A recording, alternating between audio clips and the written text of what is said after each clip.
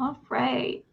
Hello, everyone, and welcome to this event for a show for two with Tashie Bhuiyan and Emma Lord.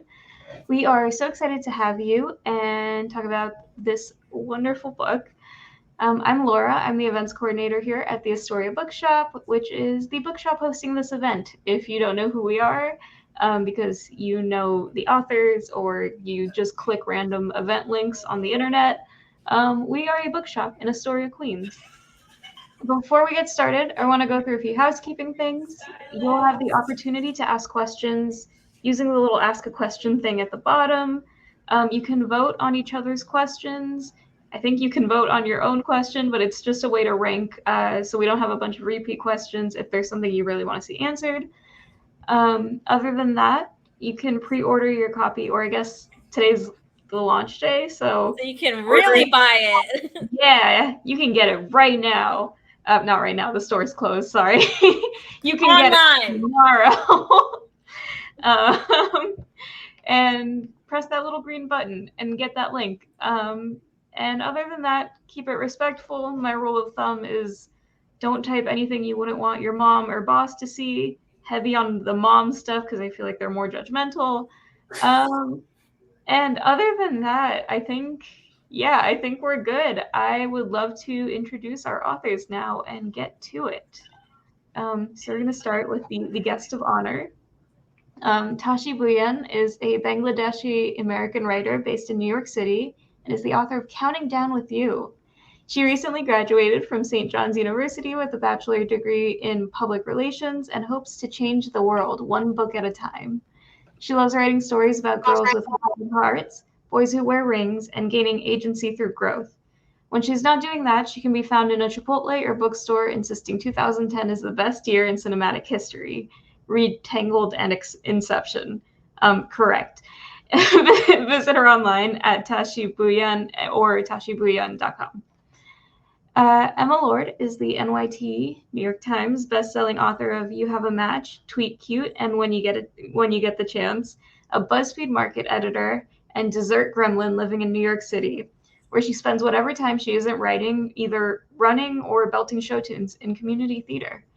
She graduated from the University of Virginia with a major in psychology and a minor in how to tilt your computer screen so nobody will notice you updating your fan fiction from the back row. Love that. She was raised on glitter, a whole lot of love, and copious amounts of grilled cheese. Gosh, just reading both your bios is like warm fuzzies, just like a hug. Okay, and with that, I will let you get to it. I will be back around 7:45 to start answering questions. Oh, I don't know if we can hear you. Wait, were you mouthing that? Uh-oh. It's okay, I'll just sing until you're ready to go. I don't have audio on you. Do you have audio on me? You're muted. Well, while you're getting your stuff in order, I will go ahead and talk about this book because I am deeply excited that everyone's. Oh, excuse me. Okay, I think we're good. Great, we're back. We're back in action. It's a show for two again.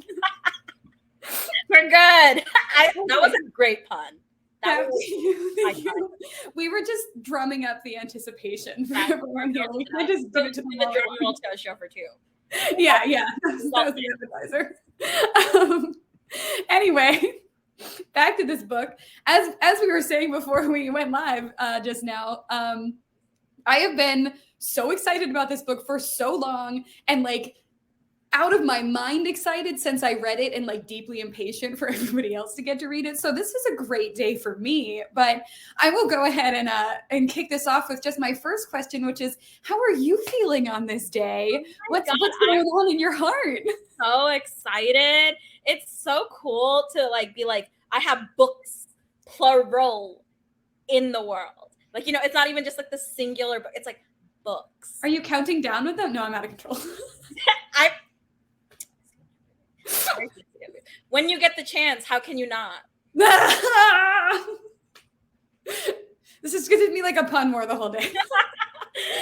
No, but I'm so excited. It's so cool. I feel like like, as you know, like publishing is such a long thing where it's like, I wrote this book like 2 years ago, but like people are only getting to perceive it now. So I feel like it's been like a long time coming, and it's just like always so rewarding to know that now like anyone can just go to the store and pick it up and it's like a thing. Like that just feels so crazy and wild. And I would just love to know that Tom Holland could now perceive it. Like he could just walk into a store and be like, hold on, what's going on here? In the fan fiction I write in my head, Zendaya picks it up and she's like, this looks like such a great book. And oh my God, when me and Zendaya become besties. Yes. You've skipped ahead a few chapters of my fan fiction, but I support your energy. No, wait, keep going. I'm riveted. No spoilers. Of course, it ends with you writing a movie she stars in, but here I go again. But Listen, but now that we've talked about, I'll manifest for you. You'll manifest for yourself. Who am I saying? Now that we've talked a lot about Tom Holland, I will go ahead and let you tell everyone who doesn't already know what this book is about and the iconic events that inspired it.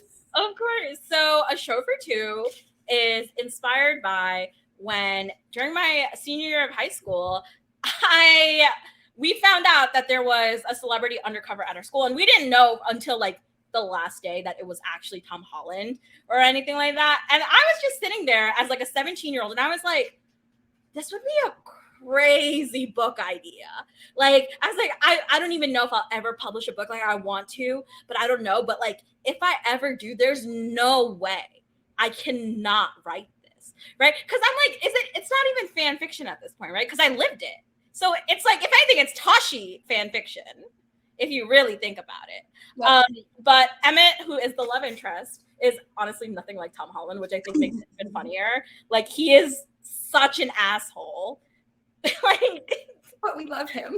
We love him. He's so awful, but so great. Tom Holland, I think, is like a cinnamon roll, and I feel like everybody knows that and respects that. But I feel like Tom Holland would avoid Emmitt in a crowd. But yeah, so it follows Mina Rahman, who's an aspiring screenwriter, and she's trying to win this competition called the Golden Ivy competition, which is like a film competition. And basically every film that's ever won has had like a celebrity cameo of some sort. And she's like, where are we going to find a celebrity? Like, what are we going to do? Like, this is so hopeless. And then obviously a celebrity enrolls in her high school undercover, and she has no choice but to convince him to join, except for the fact that they get off on the worst foot possible. So they have to make a deal. Otherwise, he's not willing to help her. I love this. I love this so much. I love every delicious moment of it, as you know, because I was live Instagram DMing you. God, that was my favorite thing. I remember getting the notifications and I was like, Emma's giving me so much serotonin right now. Like, this is my will to live. I was like trying to sit on my hands, but also like it was like it's a situation because I'm like in the park and I'm like, yes, I remember you were like, you screamed and like people were looking at you like, what? I like viscerally yelled at one point, and then I was cackling. But like there were things that I would tell you at the parts that I was cackling at, but spoilers. But you'll know, everybody, when you read it, you'll know the parts. You'll know in which I made a spectacle of myself. One might say. Well, all we will say is the Manhattan and Brooklyn events of the book are very interesting. Were very interesting. Very indeed. Very, very, very so. Very so. Like, not to spoil, but there may or may not be a fake out make out somewhere in the book. Somewhere, just gotta dive right in, guys. I love the fake out make out trope, and it's so hard to get into most things, but I was like, he's a celebrity. It makes perfect sense that he would be like, oh my God, we have to make out so nobody recognizes me. Like, I literally I wasn't because you had already fed us so well that I was not expecting. I wasn't expecting like another side dish to come out. I was like, oh. It's like when you're having food and then they like bring another roll of bread. Like, yes. That's what happened. Except I screamed. Actually, I would scream if that happened at an Olive Garden. So fair. And you would be right to. The what? You would be right to do it. Yes, I would. Precisely. carbs, fake out makeouts. So all these talks with these characters. Obviously, I have a lot of questions about the development of Emmitt, who I love and is very different from Tom. But first and foremost, I have plenty of questions about Mina. You created this like very deeply relatable, independent, like tough but vulnerable, and like very funny and self-aware heroine whose thoughts just really like grip you from like the jump. So I guess my question is, how did she come into your brain, and kind of like what was it like developing her when you first started this story out? Yeah, so Mina at first was a little bit like Karina in my last book, In Counting Down with You. Like she kind of started off that way. And then I was like, this doesn't feel right. Like I feel like she's so passionate about her dreams that she's very neglectful when it comes to other things. And I feel like to be that specific kind of person where you're not self-conscious enough to be like, oh my God, like what are people thinking of me, right? You can't have as much anxiety as Karina does, but it's okay because Karina has depression. So she still has the mental illness. It's fine. But yeah, I think making Mina, I was like, I wanted to write like a young woman of color who gets to be angry at the world, but like isn't inherently an angry person. Like, you know, like she's angry about a lot of the things that are happening around her and her situation, but she's also so capable of like love and tenderness and like good things. Like, you know, like she is a kind person in her heart. It's just, you have to unpeel the layers. I saw a lot of people saying that A Show for Two is Sunshine Grump, where Mina is the grump and Emmitt is the sunshine. And I was like, wow, that checks out. Like, that's so true. Like, she's the cold love interest that you're like peeling back the layers and you're like, oh my God. Like, But I love that people are saying that, especially because it does seem from the jump like it's grump and grump, like in their initial meaning, which makes it even more satisfying that it morphs into what it does. Oh my God, it's so funny. They're I don't even think it's a meet cute. Their meet hate, if you will, happens like when they run into each other during a rainy day, and it's very chaotic. And there's a shout out to Astoria Bookshop, of course, which is who's hosting the event. So, but they get off to like the worst foot possible. She doesn't know who he is. He definitely doesn't know who she is. And they're just like so hostile to each other that you're like, these people could never get along. Like, it just doesn't make sense. And then they have no choice but to get along. But yeah, I like so New York, like that whole scene, like, oh my God. What I always say that A Show for Two is a love letter to New York City. And I think anyone who reads it will definitely get why I say that. But also just like Mina is such a New Yorker.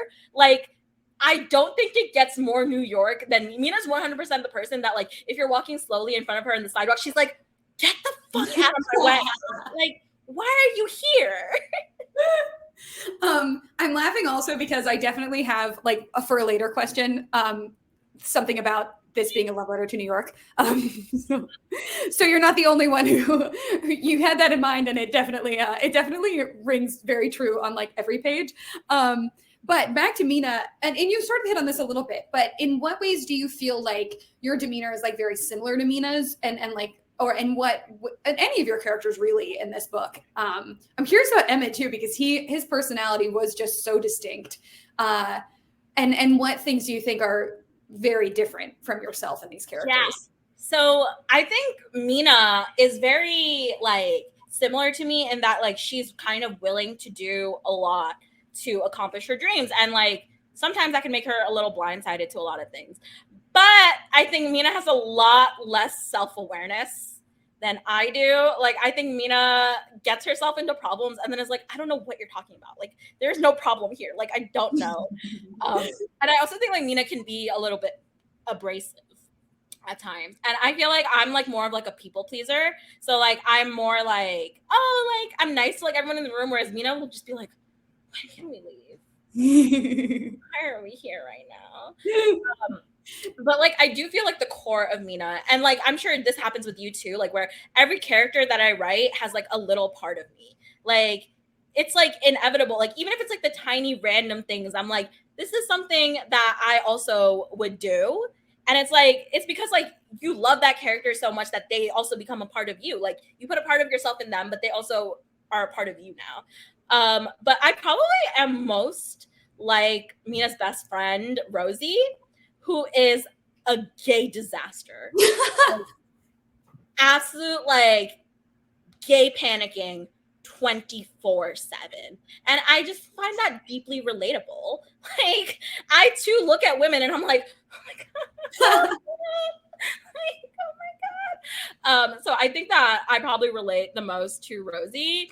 But I also like I was saying, like every character kind of has like a, you know, like the little distinct part of me. And I feel like Anam, who is Mina's younger sister, is also very relatable in that like Mina is kind of at the point where she's like, I just don't want to deal with this anymore. I don't want to be perceived. Like, I'm sick of it. Like, you know, but Anam is like, I will beat you up. Like, I will throw hands with you right here, right now.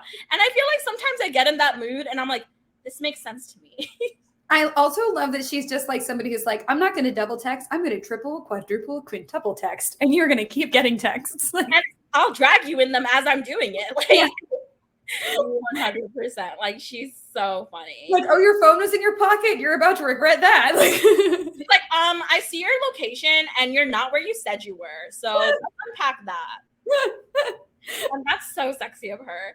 But Emmitt was such an interesting character to write because I knew going in, I did not want Emmitt to be like Tom Holland. Even though like the inspiration was drawn from the situation, I didn't want people to go in and be like, oh my God, like she literally just published Tom Holland fan fiction. Like, that's like not what I was trying to do. And I also don't want, like, if Tom Holland ever picks it up, which I hope he does, I don't want him to ever feel like uncomfortable. Like, you know, like, and I feel like if he ever reads it, like he'll definitely be like, oh, this is nothing. Like, this is not me. But I kind of wanted Emmitt to represent like what happens like when you kind of have like these dreams and like you accomplish them, but then they're not exactly what you wanted them to be. Like, you know, it doesn't work out the way that you wanted. And now you're like, well, we're here. So I guess we kind of have to make what we will of it. But then I think like meeting Mina kind of reminds him like what it is to be passionate and driven and like reach for your goals. And I feel like they make each other better people, which is what I think any relationship should be. So I agree. That was one of my favorite parts of the book too, is just like seeing their growth and obviously their banter, which I just, again, cackling. Oh my God. They probably spend at least 3/5 of the book just like throwing insults back and forth. Like, it goes from, I feel like the best way to describe their dynamic is that it goes from dickhead derogatory to dickhead affectionate. Yes. And that's a beautiful pipeline for love, you know? It's like when the insults start hitting different. Yep. Yeah, exactly. Where it's like a Exactly. We love. So that sort of leads into my next question, which is obviously Emmitt is a very different character from Tom Holland. And obviously you had your reasons for doing that. But how did Emmitt sort of start forming in your head? So when I was creating Emmitt, I kind of wanted to create this celebrity that wasn't quite at celebrity dumb yet, which is kind of like what it was when Tom Holland came to our school, because he had already been in films and stuff, but he hadn't been like in Civil War yet, which is like the first time he appeared as Spider-Man. So like when he was wandering through the halls and we were trying to figure, like by the point where we actually knew who Tom Holland was, we were like, which white boy is he? Like, we didn't know who he was. Like we were like looking at every white boy and we were like, is that Tom Holland? And we were like pulling up pictures of him on Google and we were like, is that Tom Holland? Like, was he using a fake name? Yes. His name was Ben something. It was like named after the Uncle Ben reference. Yeah. I'm out. But the funniest part, right, is that he was pretending. So like in A Show for Two, what Emmitt does is he follows around Grant, who's one of the other characters in the school, and he basically shadows him so that way like he knows where he's going, what he's doing, whatever. And Tom Holland did the same thing in Wrong Science, but what he did was he followed around this guy Arun, who's like this Indian kid, right? But he said that they were cousins, and obviously nobody believed that. We're cousins, right?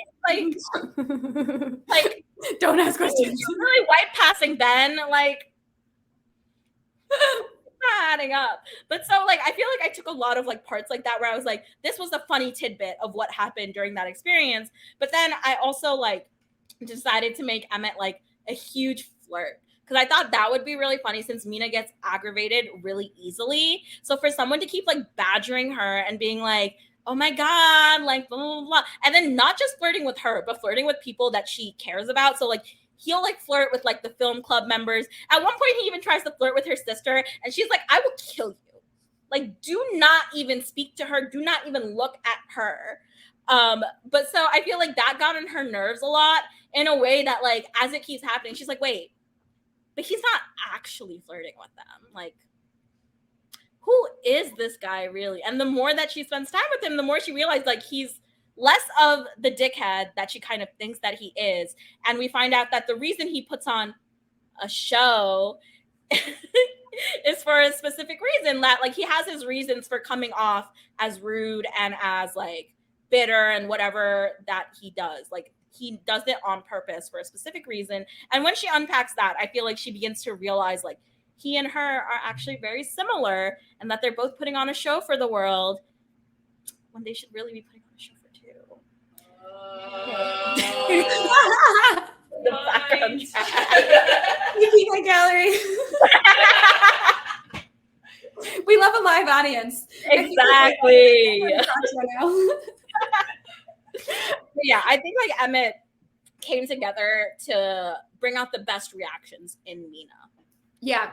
I will say that there's just something so deeply satisfying about the way they rile each other that like makes that dynamic like so fresh and so great. I mean, it's already like you already created your own trope by being like there's an undercover movie star in the school, right? Like, oh, I'm also going to give them this very satisfying fresh dynamic by creating this. Oh my like, God, they were so fun to write. Like I feel like writing their like back and forth was like half the joy of writing a show for two. Like I was having a great time just making them be so like not even genuinely awful, but like fake awful to each other. Like, you know, just like get on each other's nerves. Creatively awful. It's like a game almost where it's like who can be the worst best at being the worst. Exactly. And as they're doing that, the romantic tension is riling up. So oh darn, who was supposed to be keeping an eye on that? Not no. Tashie's like, me, it was me. Back to our love letter to New York situation, because as cliche as it is, it 100% is from the first page, and that really stretches itself out in ways that most New York books don't, in that it like goes across boroughs and you see all of these adventures and they're on these like it's very cinematic, which is appropriate because it's a book about cinema. But as a native New Yorker whose brain is full of all these cool spots in the city, how did you decide on the clever, fun settings for the book? And were there any that you really wanted to stick in and you didn't get to, or like ones that you were like, this is the priority, like we're gonna put them no matter what? Oh my God. So it was so fun picking locations. But what was really interesting is that I was picking locations when we were in like peak pandemic, because it was 2020, right? Yeah. And I was like in an ideal world, I would have liked to go to those places while I was writing so I could make sure like everything was really accurate. I had to like go on Google Maps and like drop the little person in and be like, okay, like if I turn this direction, what's here? If I turn that direction, what's here?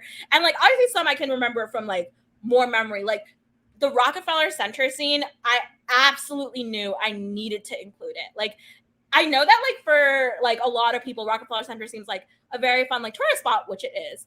But I also feel like it's like one of the hearts of New York, like genuinely, because it's like it's not just like a fun tourist spot. Like it's like, as in the book, like it's a spot where a lot of people camp out to see celebrities, which is very apt for a book with a celebrity love interest. So as someone who has in fact slept on the street for a celebrity at which one? Oh my God. In 2017 for Harry Styles, I slept on the street for a week. And I am in awe. I am in admiration. It had to be done. It had to be done. And I got in.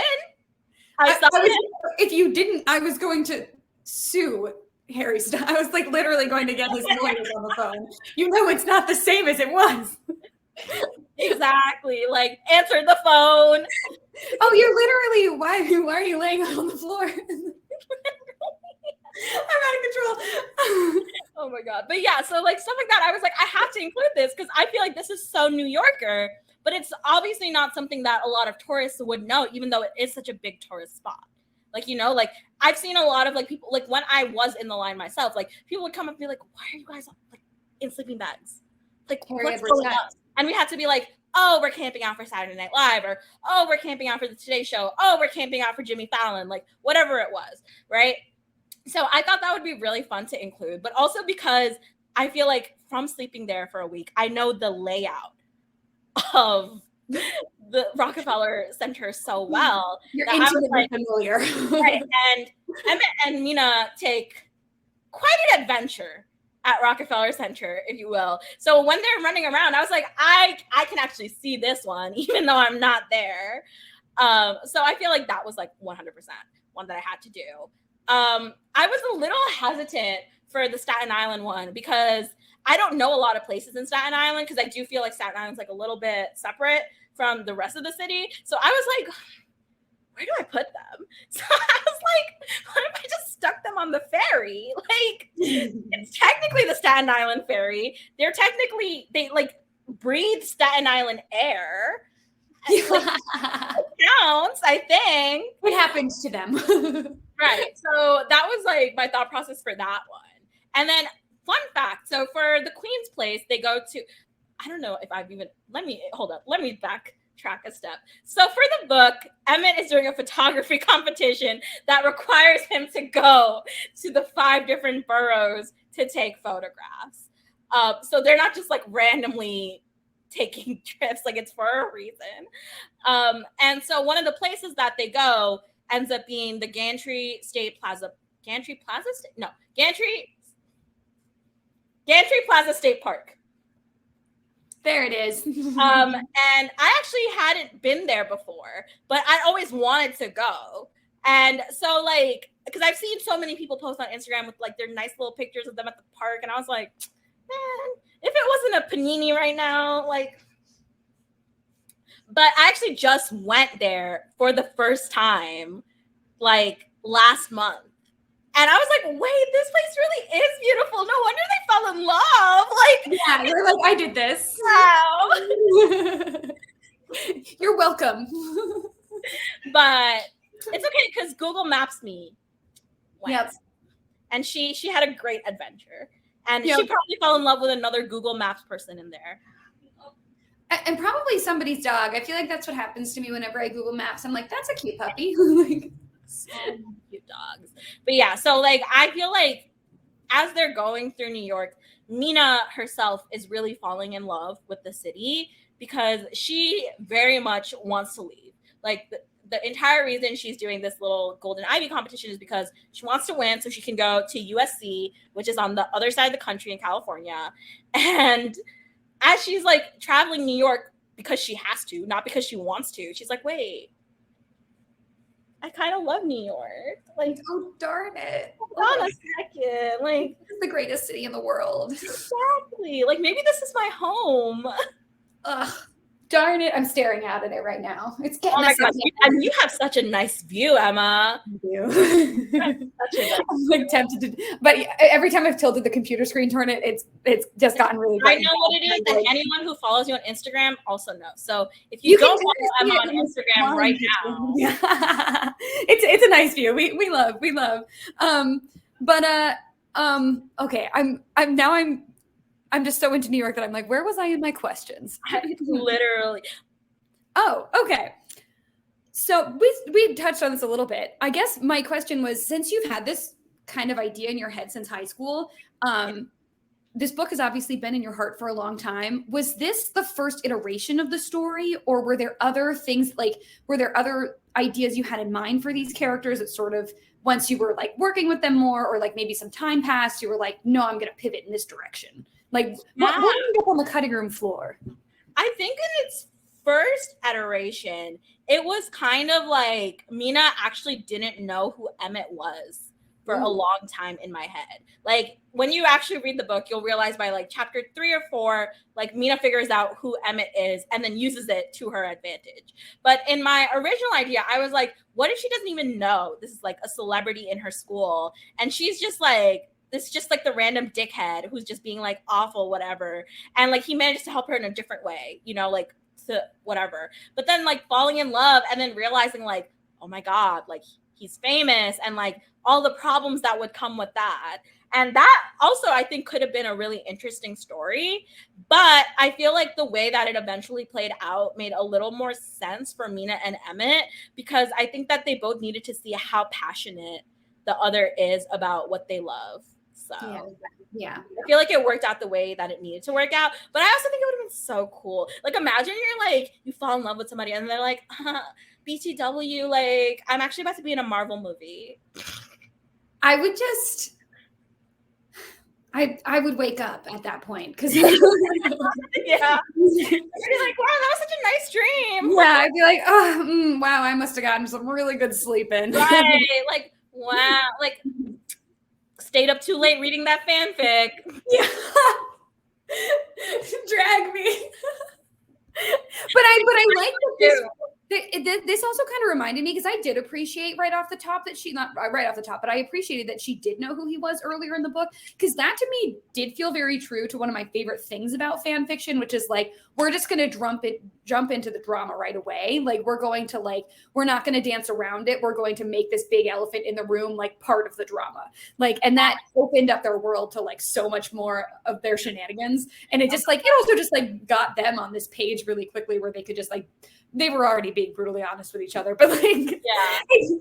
Oh my God. One of the funny things I think about the book is that Mina is convinced that no one else knows. She's like, oh, like I know that this is Emmitt Ramos, but no one else knows this is Emmitt Ramos. And then like you get to the end of the book and you find out like her entire drama club has known the entire time that this is Emmitt Ramos, and they just went along with it for shits and giggles. Yeah.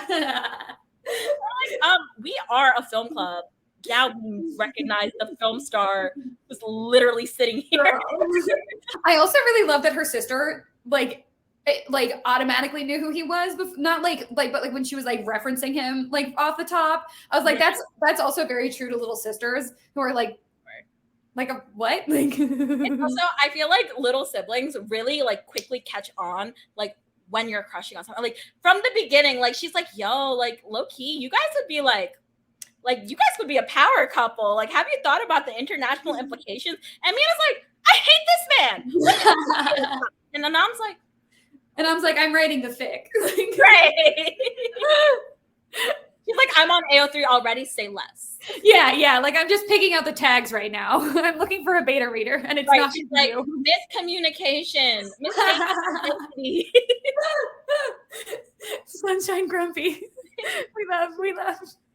Well, that kind of funnels into my next question, which is, regarding the family dynamics and sort of like a different mood here, but the book is so refreshingly bold about depicting a toxic relationship between the heroine and her parents. And I mean refreshing in the sense that it's clear from the beginning of the book that Mina is aware of her parents' gaslighting and these methods they have of trying to control her. And as a reader, I respected that it wouldn't just make some people feel seen and understood, but it also might help readers recognize patterns like that in their own lives if they didn't already.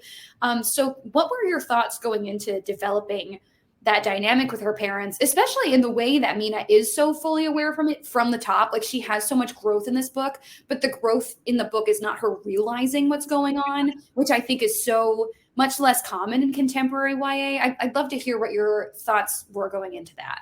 Yeah. So if like I'm sure a lot of people have read Counting Down with You if they're in this event.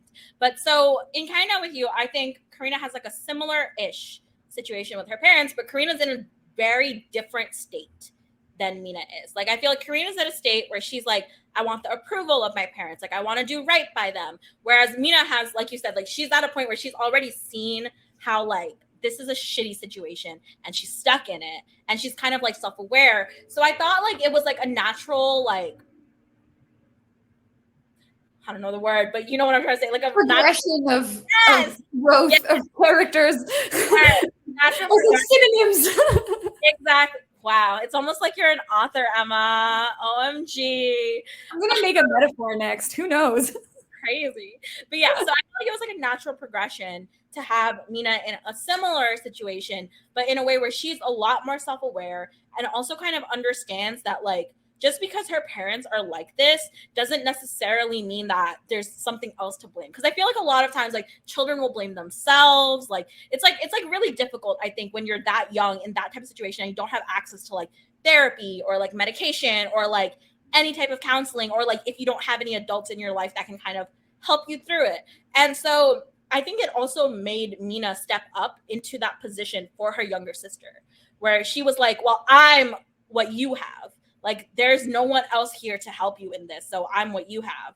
And like you said, like through the book, like Mina's already aware of it and she doesn't try to fix it because she is aware, like, it's like it would almost be more harmful to her, I think, to try to fix that and waste her time on that and then just be disappointed.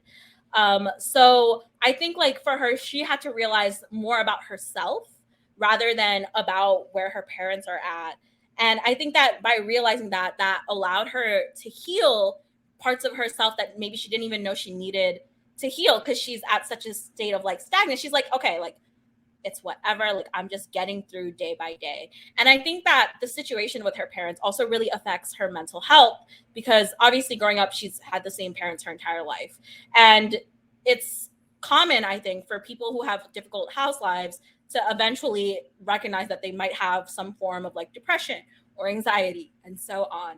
And so Mina also is very candid from the beginning that she has depression, or at least what she believes is depression and what she identifies as depression. And also very candid with the fact that she doesn't know if she'll ever like be able to deal with it as long as she's still living at home, because there aren't that many coping mechanisms for her.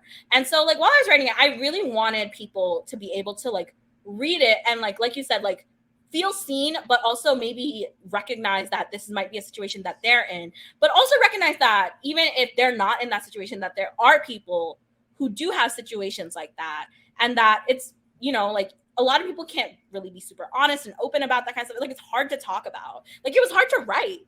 And so I feel like I did it for like 16-year-old me who would have like read a book like that and been like, bro, what do you mean? Like there are people who like understand this and get this and like made it out. Like, you know, like, and like, I feel like one of the things that I consistently want in my books is like a feeling of like hope, like to come out the other side, even though you're in like this difficult situation, and know that you made it out and you lived and you're going to get better. And I feel like the epilogue really cements that it does get better for Mina, and that even though she was in this really rough situation, that it doesn't always have to be like that. And that sometimes if you hold it out long enough, it'll be okay. I feel like it really reflected that, and I just, that was something like, you know, reading it just like breaks your heart, but in this way where I was just like every line and of confrontation with her parents and her own internal dialogue, I just really was thinking to myself like, wow, like this journey is just going to be like something that I hope gets in the hands of people who need to read it. Because it is such a different, I just, it's so rare that you see it so honestly depicted. And so, and like, and with such a degree of hope, even in the brutal honesty of it. So that I just like, chef's kiss. I feel like in situations like that, you want to know that like there's a happy ending. Like you want to hope for that. And it's hard to hope for that when you're in that situation. So to like have a book that makes you believe that there is hope would just be so comforting. Yeah. And you also do such a phenomenal job of like reinforcing that with all these like really strong relationships she makes outside of her family, with the film club, with Rosie, with her sister, who is with obviously in her family, but you know, just like, and the city, you know, and I guess that sort of does lead into my next question was, this book, you have so many excellent wheelhouses writing these top-notch sibling relationship and this ridiculously fun banter and all of these like very cinematic settings. So I feel like I have to ask what kind of scenes, and I feel like I already know the answer, or what kind of scenes are your favorite to write? Oh my God. Well, it may or may not be the romantic scenes. I just don't Oh, Shocker. No, I feel like writing Mina and Emmitt was so fun because I think that they like really peel back each other's layers when they're with each other. And like, I feel like it's rare to find someone who you can be that honest and open with and feel so understood and like loved, you know, like even without the words I love you. I feel like you can feel when someone genuinely cares about you and it's like they're like even if they're not actually holding you, it's like they're holding you. Like, you know, like you feel held by them. And I feel like that's how Mina and Emmitt like feel to each other. Like they feel like they're being held by one another because they're like so tender and gentle and like open to seeing like what the other is going through once they get past the animosity. that was deeply, deeply satisfying. I was just like, oh, Love a slow burn. Like it just hits so good. it does. I'm like, oh, they'll kiss on the last page. Like, like anytime I heard That was another reason I wanted to do the fake out make out because I was like, I don't want them to kiss in like a way that actually progresses their relationship yet, but I want them to kiss. we love. So I had to throw that in. They have a lot. Mina and Emmitt have a lot of almost kisses, which I think is also very fun. They're so fun. Like I just like I maybe it's the fan fiction in me, but I love that dynamic of like the tension is building and the tension is building and like are they will they won't they fake they Exactly. Like when the noses are like touching and they're like but then something interrupts them. Oh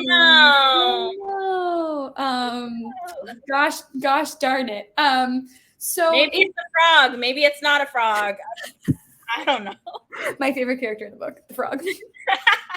Props. If there's ever a movie adaptation, I want to be the frog. I think you should be allowed to be the frog. Like they should CGI you into the frog. There are a lot of people in this live right now, and I'm just letting you know that I'm gonna be the frog.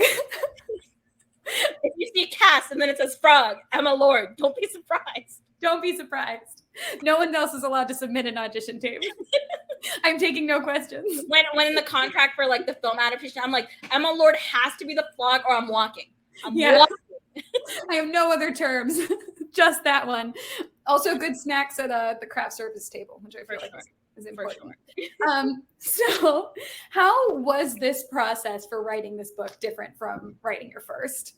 Yeah, so I think for this book, it's really interesting writing second books because you're now on contract and like things are so different. Like you've already like gotten a book deal, you kind of already know this is going to be published, which is like insane. And I feel like it does add a lot of pressure. So my take was like, well, let me just write the worst version of this, right? Because then I won't have to worry because I know this is not the version that's actually going to go to print or whatever. But I think I like flopped a little bit at that because I like came out the other side, like it was like a fugue state. I came out the other side and I was like, wait, that was good. Like, wait a second. Like, we love that. We love that. I think it was really fun not like to let myself not care though, because I feel like it made like scenes like where Mina and Emmitt specifically are like bantering really fun. Because I was like, well, I don't even need to hold myself back. Like they could just be clowns and ridiculous. And then when I was reading it back, I was like, kind of love that they're clowns and ridiculous. Like it kind of slaps. It does. It does. So I feel like it was really fun writing it. It was also really fun. I think like having something to like motivate me during like the pandemic. Like I feel like knowing that, you know, this book was going to be published was really like a light of like a ray of light in this like really hopeless situation that we were all kind of in. So I feel like it was like just like, well, let me finally have a little fun. Like writing is my favorite thing to do. Like be a little passionate. Let me do my little art thing. Like, what month did you start writing? I started writing in July 2020. So like in the heat of the personal pan pizza. Exactly. I was doing Camp NaNoWriMo. So I was I forgot that was a thing. Yeah, I was doing Camp NaNoWriMo. I was like, this will motivate me to like write every day. And like, it was because I didn't care. I think it was so easy to write faster too. Cause I was like, well, it doesn't need to be good. And then like, I would like, it'd be like 12 hours later and I'd be like, oh my God, I just wrote 5,000 words of what? What? I don't know if you do this too, but one of my favorite parts of the writing process is like writing scenes and then like just sending like a very specific screenshot to like my friend and being like, enjoy this, and then just walking away, like mic dropping. I can't do. I'm like the whole thing is done, and then somebody's allowed to look at it. I'll send it to my sister after that. But like, I'm like, I won't even send you the word the. Like, I'm like, no, not the. I'm like, don't look. That's so fair, though. I feel like it's definitely like, I feel like for me, it's just fun to see them yell at me. Yeah. But see, that's the thing is, I love when you drop things like that on Twitter, because I am like, I've got a lot of things to say about Rapunzel, but I'm like, I don't know if this is the time or place, but there have been several circumstances in which things have dropped on Twitter that I've been like, whoa, that was very loud. I loved it. It felt right. The desk has a little bell on it, and I forgot. It was as passionate as I was, but I wasn't expecting it to be.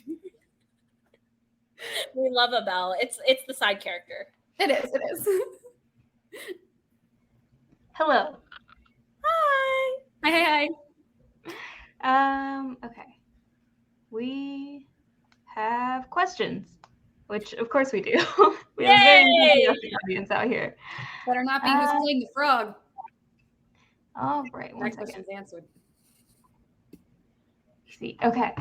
So our first question is from Mackenzie, and they ask, how do y'all both move on to new projects? Is it hard to put down a story / characters you've been so invested in and pick up something new? Ooh, Emma, do you want to go first? I guess it's very easy for me too, because I think by the time we go through edits, we're like, get out. Like, I mean, we temporarily don't love the characters anymore. Like, we need them to be in timeout, and then it's like fun to jump into something new, and then we miss them later. But like at the time, I also think like it helps a lot that we're writing standalones, so we're not in the universe as long. Like, I'm sure like for people who are writing like really long series, it must be a lot harder to like let go of those characters when you've been in that like frame of mind.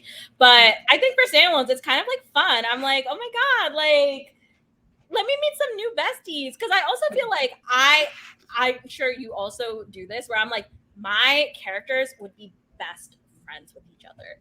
Like, they would be so wonderful together that I'm like, they wouldn't mind. Yeah. We're not cheating on them. We're all staying in the same friend group. Exactly. Like, they're besties low key. But yeah, I think it's pretty easy for me to like jump into it. I have to make my little Pinterest board and make my little playlist first, though. I'm like, can't really get into it until I've done that. Yep. All right. Next question from H, just H.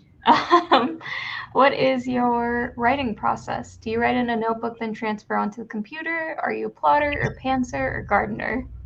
What is a gardener? I've never heard of gardener. Oh my god, I've never heard that. Maybe somebody in the chat will say it. Maybe I'll Google it. Like, what's a gardener? I'm a plotter. I have to know everything that happens in the book before I can write it. Like obviously, like, I don't need to know like every specific detail, but I need to know like from top to bottom, like, what is the general gist of what will be going on? Because otherwise I'm like, I know like I'm an overwriter. I don't know if you're an overwriter, but I'm an overwriter. So I'm like, if I don't know what's going to happen, this is going to become 500,000 words. So we can't have that. Yep. I feel the same way. I'm a reformed pantser, but now I'm an aggressive plotter. Oh my god, love that for you. You see the light. Circle of life. I always write on my computer though. I don't think I when I was writing fanfic in like high school, I would write on loose leaf because I was like, I don't have my computer in class and I don't want to actually focus on this, so I'd be like writing on my little loose leaf. But right? And I'd copy it down on my Acer, and then I would connect the Acer to the family desktop. Oh, I've aged myself. It was a rite of passage, you know. But ever since being a grown up, that's not in classes. Oh, but Acer, I mean Alpha Smart, not Acer. That's the word I'm looking for. Alpha Smart. That's the thing that aged me. But I had to thoroughly age myself there. I use Scrivener though. I really like Scrivener. I don't know if you use any writing apps, but Scrivener has been a godsend for me. Is that one of those ones that like shuts the rest of the internet up for you? No, thankfully not. Oh my god, I use thesaurus.com. Can't not have the internet. I've also just been attacked. No, Scrivener is also really great for doing nonfiction work. Like, if you want to lay out like essays, like really extensive essays. It's a really great program. I like Scrivener because I can put like and I'm sure you could do this with a Word doc too, but I like that I can put like my outline on one page and then like my actual writing on the other page, and I can just look back and forth without having to like go back and forth. Like I find that really comforting and easy to do, and like referring to other things. So I really like that. And I also like that it sets it up looking like a real book. Like I like the format of it. It's very, Am I getting sold on Scrivener right now? Oh my god, you totally get Scrivener, Emma. Use code Astoria Bookshop. No, I'm kidding. No. Your pressure. We love. Right. If you had to pick a theme song for your book, what would it be? Wow, I'm glad you asked. Absolutely Cornelia Street, without a single doubt. If there is a book that is Cornelia Street, it is A Show for Two. And I know this in my heart. Like, I think the cover, like literally in Cornelia Street, it's like sat on a roof, you and I. Exactly. Also, when I imagine that song, this is the color scheme I imagine in my head. Like, and yes. it's oh my god, especially because it's on like the Lover album. Like, I feel like this makes sense. Yeah, yeah. You basically just told the cover artist Cornelia Street by Taylor Swift, and they were like, "I got you." You know how Taylor Swift has been doing the thing where she like does like songs for adaptions of things? Yes. Miss Taylor, if you're yes. Yes. I would die. I was just thinking to myself how stressed out I've been lately, not knowing what she's doing or why, and that was to explain my yes. But this.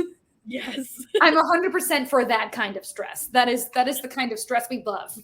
Oh my god. It's like Cornelia Street, A Show for Two version. Oh my god. I'm waiting for it. All right. So we have a really lovely question from Kadeen. I hope I'm saying that right. What's the hardest / your least favorite part of writing romance, and what's the best / your most favorite part? First of all, I have to say I love Kadeen. Me and Emma literally became friends through Kadeen, who is the best. We love. Hi, Kadeen. We love Kadeen. She's waving at us in the chat. Hi. Oh my god. But my favorite part of writing romance is definitely like the payoff. Like that is so fun. And then my least favorite part is probably like when they have to have like the really deep conversations, because I'm like, damn, like I don't want to be perceived this much. I'm so sorry I'm making you be perceived this much. Like, that's a lot of perceival. Like, you're just going to let a person know you? Out loud on purpose? Right? Like, what? In this economy? Emma, do you have any favorite or least favorite parts? I love the banter, and I hate when they fight. I'm like I've that never person. written, like, a really, really bad couple fight, and I'm scared. I have, and I don't like it. but it has to. Sometimes it has to happen. It has to happen, yeah, for the catharsis.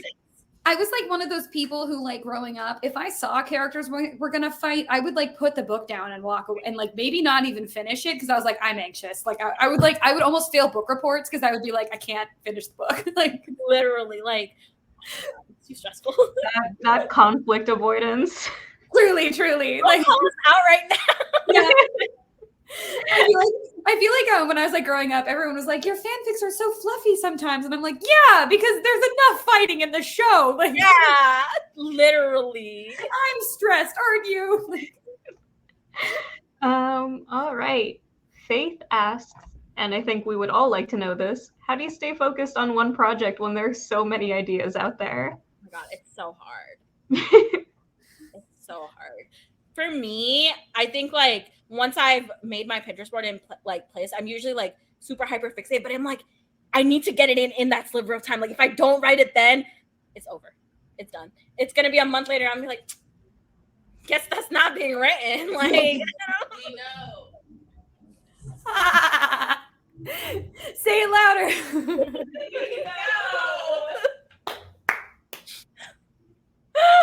That's fair.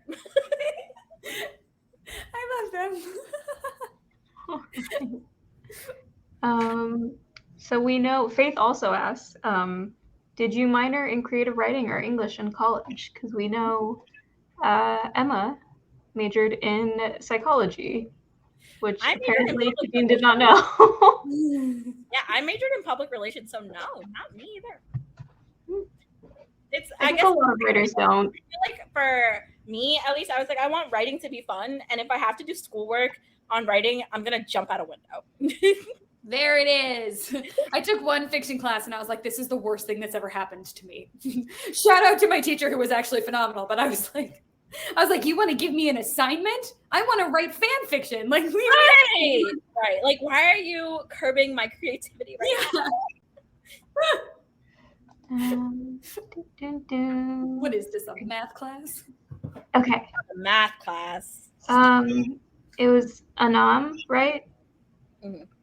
They ask, in comparison to the sibling relationship in Counting Down with You, how is it writing the relationship between Mina and Anam? Obviously, Anam would ask this. Like, that would I think it was actually really, I don't have a sister, but writing Mina and Anam's relationship reminds me of like a lot of really close family friends I have, where I feel like you kind of have to go to each other for support. Like, like you're kind of like, that you're the people who like get it. Like, exactly what it's like to be in that specific situation, where I feel like a lot of times when it's like a different gender, like if it's, especially in like immigrant households, there's like a lot of times like a certain bias towards men or whatever. So like they don't necessarily understand the same situation. But for Mina and Anam, they like very intimately both understand the same situation. But because Mina is the older sister, so she has the elder sibling brain rot, she's like, I have to take care of Anam. Like, I don't want Anam to go through the shit that I've been through. Like, and like she also like feels really guilty about like kind of leaving Anam behind, like if she goes to college in California. But at the same time, she's like, well, I don't want to be here. So I don't really know where to go with that. But they have like a really close, like loving and understanding relationship that also is very complicated by the trauma that they're both going through and how that trauma kind of leaves them in a situation where they have to fend for themselves, which can sometimes mean not being on the same side. So. Yeah, I would like to shout out my eldest sister of immigrant family. Shout out to her. She's carrying, there's like a weight on her shoulders. That woman raised me. All right.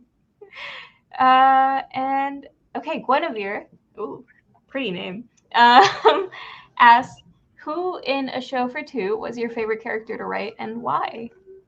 Oh my God, this is such a good question. And I want to say Mina. And I feel like that's very predictable. But I feel like Mina was someone that I just like so deeply empathize with, that, which makes sense because I wrote her. But like, I feel like I've seen so many girls like Mina who are in a stage of their life where they are trying so desperately to escape, but don't really know how to go about it. And so like, I feel like I just loved writing her and like seeing how like devoted and dedicated she was, and how she was really trying her best to kind of balance all the balls in her life while also trying to keep her eyes on her own page and like go forward in whatever way she could. But I also really love like writing her like eventual like realizations and growths and stuff, because obviously they're seeded in from the beginning of the book, but like having that like final like moment where she's like, oh my God, like wait a second, like, and like realizing like where she's been wrong or like where she's made mistakes or like where she can still grow was just so like rewarding to write, and to like see her like finally get her like happiness and her happy ending, and like know that like she communicated and like apologized and like did what she had to do to make that happen. So I really love writing her. Who was your favorite character to write so far, like Emma, like in your 3 books? Probably Millie, just because she's a whole lot. She's so dramatic and so fun. She's full of drama. She's so fun. It's the TikTok audio where it's like, am I the drama? Am I the drama? Okay, we have time for one more question, so I'm going to go ahead and pick my favorite of Hannah Vitton's questions. Hannah is sitting right here, so of course she is. Oh, okay. I really love the question. If you had to pick a TV show for Mina and Emmitt to watch, what would it be? Oh my God, Bridgerton. Bridgerton season 2. 100%. Kate and Anthony's dynamic is Mina and Emmitt's dynamic. That is excellent. That is excellent. You are the bane of my existence. No answer can top that. Absolutely. Emmitt would 100% say that. Like, you are the bane of my existence and the object of all my desires. Like, We watched that entire season through the lens of this book now. Like, and as you when we all when I reread my own book, thinking about Kate. Yes. I need to. Now I just need to. I'm going to be somebody to write a fanfic of them in like Regency era. Like, well, if somebody's got to do it. All right. And with that is all the time we have. But this has been a really wonderful event. Thank you both to Tashie and Emma for being so wonderful and providing such a lively conversation. Thank you for having us. Emma, thank you for asking such wonderful questions. Thank you for having me. I've been so excited about this book for so long. Like, this is my Christmas. Oh my God. Love in my heart for you. We're canceling actual Christmas now. It's just a show for today. And you can get your gift for your Christmas by pressing that button down below. I'm so good at this. Wow. Oh my God, we love a promoter. Segue. But yes, thank you everyone for stopping by. Don't forget to check out future events at Astoria Bookshop on both Instagram and Twitter, and check the event description to maybe follow our guests on Twitter, Instagram, buy their books, be wonderful, support authors. Yeah, you get it. Thank you, everyone. Have a good night, everyone.